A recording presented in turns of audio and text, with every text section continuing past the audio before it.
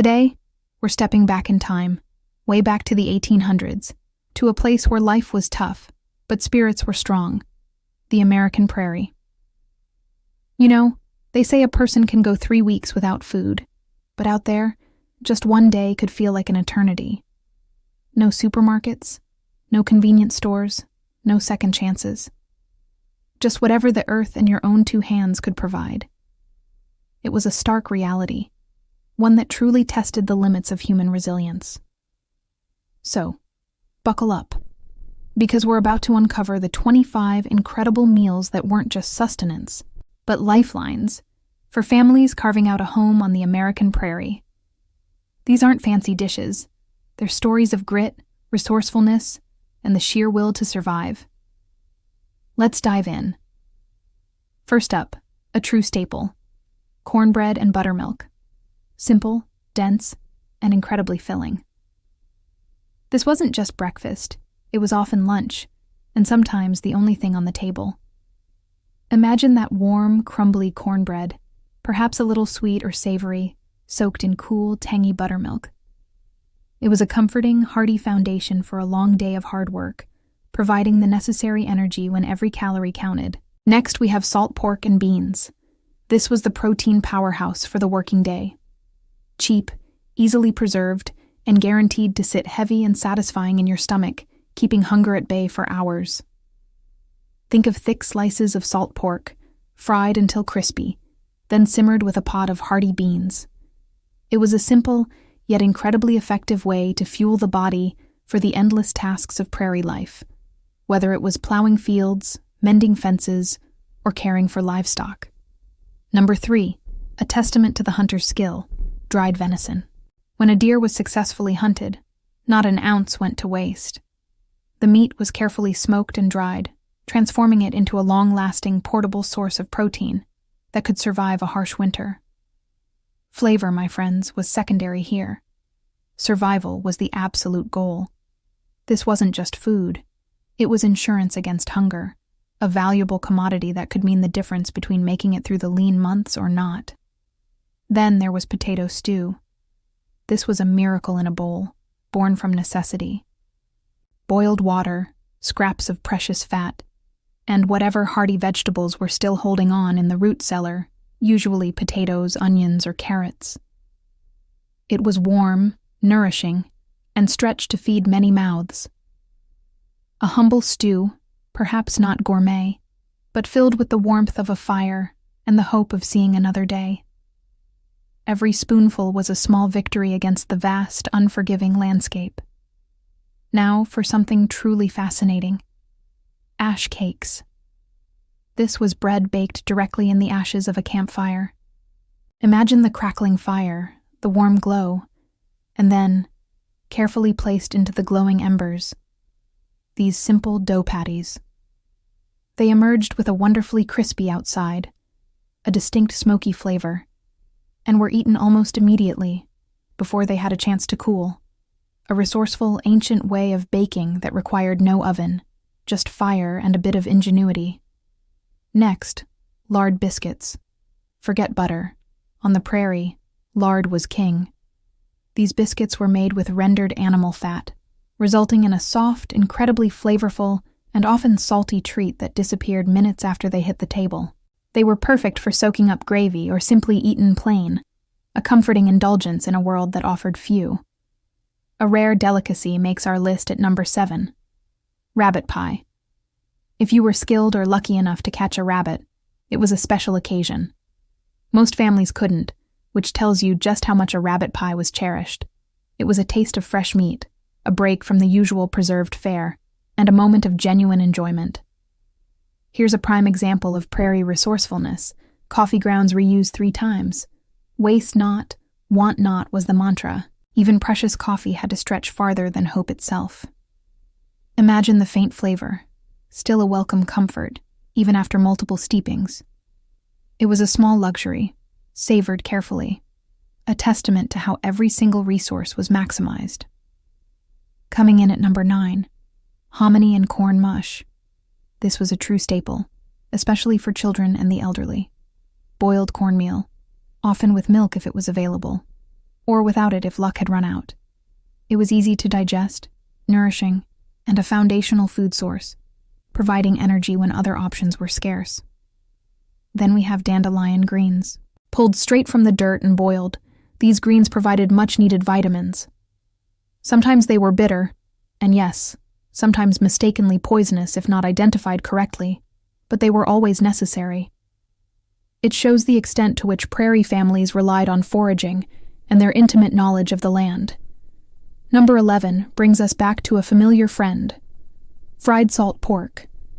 Cooked until crisp, it was often eaten with bread, and that precious grease, it went into everything, even dessert. This wasn't just a meal. It was a building block for other dishes, a flavor enhancer, and a symbol of practical resourcefulness. Next up, the legendary hardtack.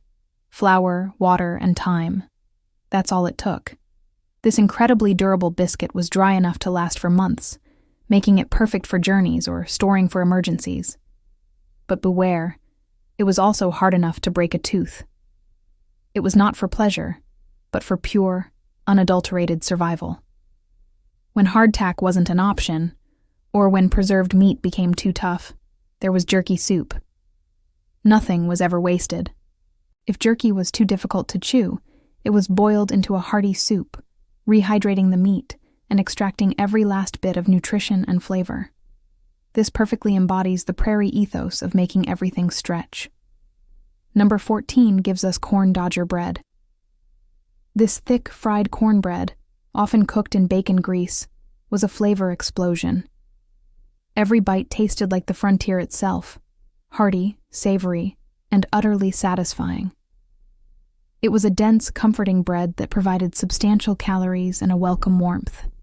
Sweetness was a rare commodity on the prairie, which brings us to molasses and bread. When it came, it was practically sacred. A dollop of molasses spread on a slice of bread was a simple yet profoundly appreciated treat, a moment of sweet relief in an otherwise austere diet. At number 16, we have prairie chicken stew. If you were fortunate enough to hunt a prairie chicken, it was a truly special meal. If not, well, you ate beans again. It highlights the unpredictable nature of food sources and the constant reliance on hunting skills. Then, dried apple pies. When fresh fruit was long gone, families made do with what they had. Dried apples were a precious ingredient, and though sugar was a luxury few could afford, these pies were a comforting taste of home, a reminder of sweeter times. Speaking of sustenance, milk from goats was vital. Cow milk spoiled fast, especially without refrigeration. Goat milk, whether sour or fresh, was a lifesaver, keeping families nourished through the long, harsh winters. These hardy animals were essential members of any prairie homestead. Nature's candy comes next. Wild berries. If the birds didn't get them first, wild berries like chokecherries, currants, and plums offered a burst of fresh flavor and essential vitamins. They were a welcome seasonal treat, gathered with care and often preserved for later use.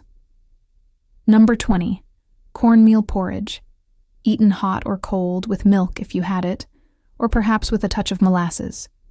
It was a simple, nourishing meal, especially for growing children, a gentle food that offered warmth and comfort.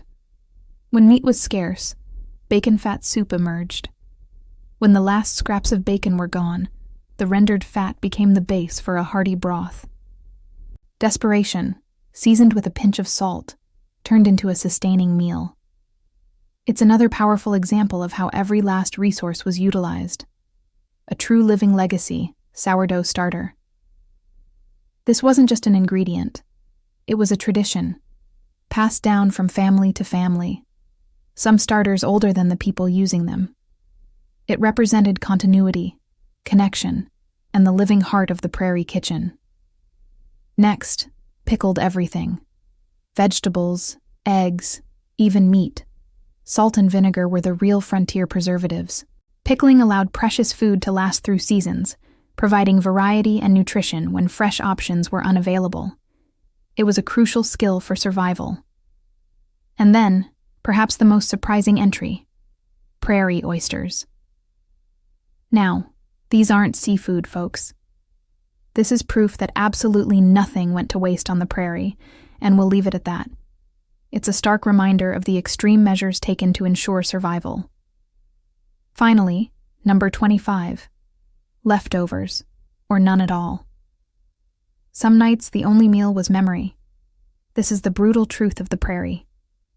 There were days of plenty, but many more of scarcity, where hunger was a constant companion.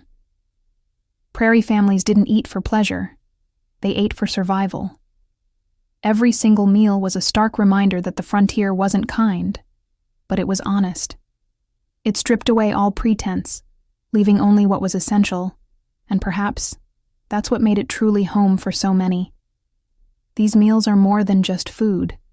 They're chapters in the story of incredible human resilience. If you made it this far, you now have a deeper understanding of what these brave, resourceful people lived through. Their stories, and their incredible strength, are worth remembering. Thank you so much for joining me on this journey back in time. If you found this glimpse into prairie life fascinating, please hit that like button, share this video, and definitely subscribe to the channel to keep these amazing stories alive. Because history wasn't just written by heroes, it was cooked, one meal at a time. I'll see you in the next video.